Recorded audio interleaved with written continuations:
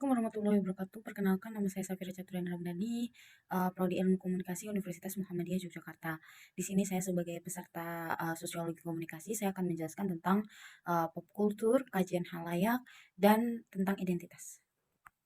Nah, konsep identitas itu sendiri adalah bagaimana cara kita melihat diri kita sendiri berdasarkan pengalaman dalam kelompok sosial tertentu.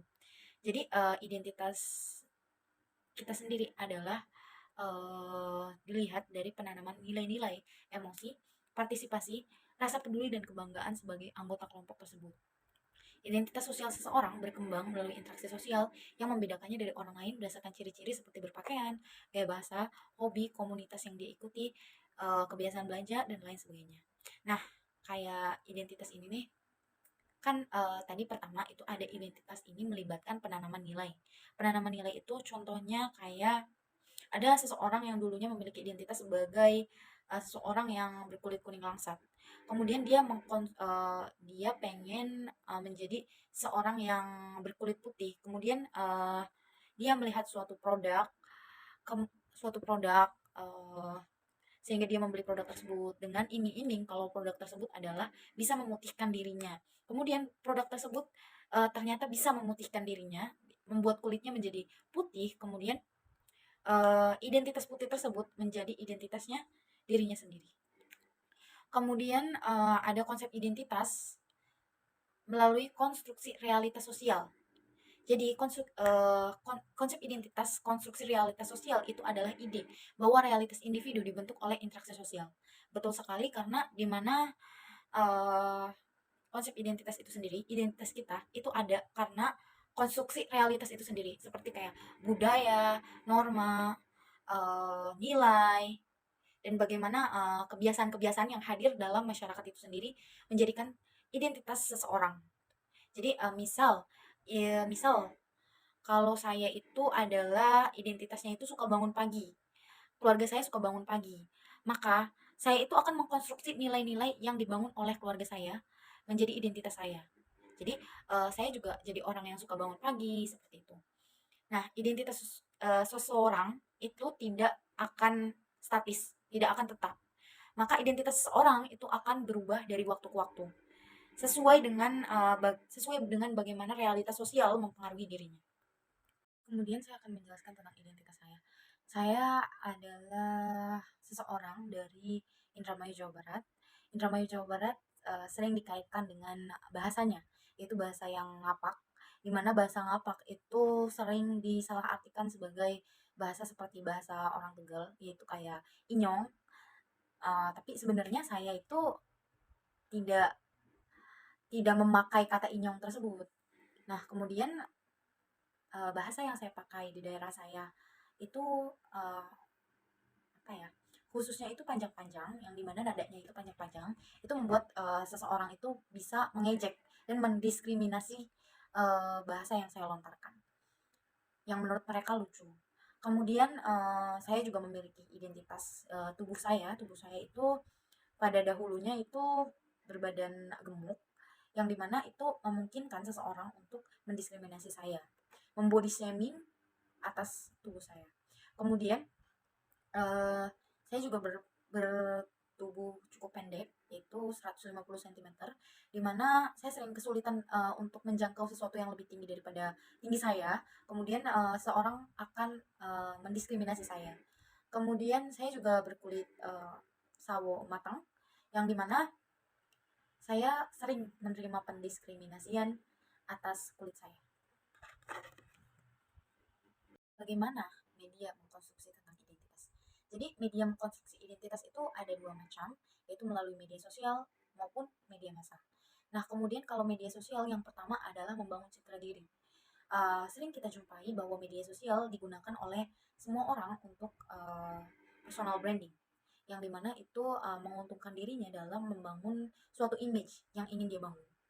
Nah, kemudian ada mengekspresikan sesuatu, yang dimana dalam media sosial kita bebas dalam komentar terhadap orang lain, mengekspresikan bahwa kita senang terhadap hal itu, atau mungkin kita mengekspresikan bahwa kita itu seseorang yang seperti apa gitu.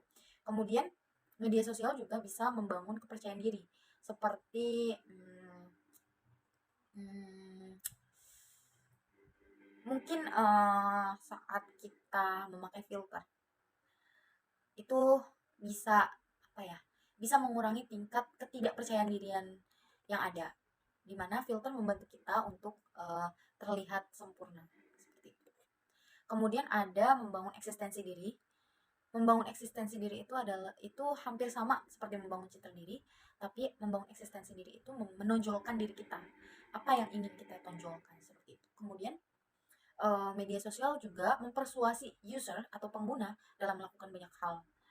Seperti contohnya, seperti jika kita melihat gym, itu kita ingin membangun identitas seperti seseorang orang yang nge-gym. Kita pengen membangun identitas kita juga sama seperti mereka, yaitu berotot, berbadan bagus, berkulit indah, seperti itu. Kemudian yang kedua ada media massa. Media massa itu pengkonstruksian identitasnya hampir sama, walaupun agak sedikit berbeda, yaitu media massa itu memilih cara menyajikan berita. Jikalau media sosial itu kita apa ya? Kita tuh nggak tahu gitu. Kita tidak tahu manakah berita yang benar dan manakah berita yang pantas. Nah, media massa itu dia memilih dengan bagaimana pengemasan berita tersebut sehingga dapat dikonstruksi dengan baik melalui saluran-saluran seperti di TV, di radio seperti itu. Nah, itu pun berpengaruh pada konstruksi identitas kita. Kemudian ada mempengaruhi pandangan dan sikap halayak. Jika kita sebenarnya mempengaruhi pandangan dan sikap halayak itu sama seperti di media sosial. Namun di media massa mempengaruhi pandangan dan sikap halayaknya ini melalui tontonan-tontonan yang tidak mempunyai feedback. Seperti contohnya TV atau radio yang dimana TV itu biasanya menyajikan berita di mana secara faktual dan fakta itu merubah pandangan seseorang dari yang nggak tahu menjadi tahu, dari identitasnya dirinya yang tidak tahu akan hal tersebut menjadi tahu. Kemudian hampir sama dengan media sosial, media massa juga mempersuasi halayak dalam melakukan banyak hal. Seperti melakukan banyak hal itu seperti misal tadi kan di TV nih ada tontonan, yaitu tontonan gym gitu kan. Nah, media massa ini mempersuasi melalui tontonan itu dan mengubah identitas, mengkonstruksi identitas seseorang itu menjadi orang yang suka nge-gym, yang awalnya nggak suka nge-gym jadi suka nge-gym seperti itu. Kemudian kita akan berlanjut ke metode analisis media. Yang pertama adalah transmissional view. Transmissional view adalah pandangan yang melihat media sebagai alat. Jadi media itu diibaratkan seperti alat untuk mengirim pesan dan menerima pesan.